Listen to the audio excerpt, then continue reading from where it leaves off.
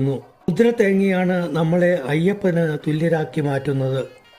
മാലിന്യങ്ങൾ നീങ്ങിയ ശുദ്ധ ശരീരത്തെ പ്രതിനിധീകരിക്കുന്ന തേങ്ങ നമ്മളെ ദേവതുല്യരാക്കി മാറ്റുകയാണ്.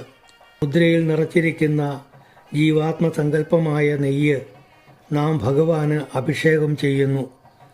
പരമാത്മാവായ ഈശ്വരനിൽ ഭക്തന്റെ ജീവാത്മാവ് ലയിച്ചു ചേരുന്നു എന്ന മോക്ഷ സായുജ്യമാണ് നെയ്യഭിഷേകത്തിലൂടെ ഓരോ ഭക്തരും നേടുന്നത്. ജീവൻ പോയാൽ പിന്നെ ശരീരം ജഡമാണ്. ആ ശരീരത്തെ അഗ്നിയിൽ ദഹിപ്പിക്കുകയാണ് വേണ്ടത്. അതിനാൽ ജീവൻ വിട്ടുപോയ തേങ്ങാമുറി അഗ്നികുണ്ഡത്തിൽ അർപ്പിക്കുന്നു. അതിനാൽ കെട്ടുനിറയ്ക്കുമ്പോൾ അതീവ ഭക്തിയോടുകൂടി വേണം മുദ്ര നിറയ്ക്കാൻ. ഒരു ചെറിയ തുണിക്കിഴിയിൽ കെട്ടിവച്ചിരിക്കുന്ന ചില്ലറ നാണയങ്ങളാണ് മുൻകെട്ടിലെ മറ്റൊരു വിഭവമായ കാണിപ്പൊന്ന്.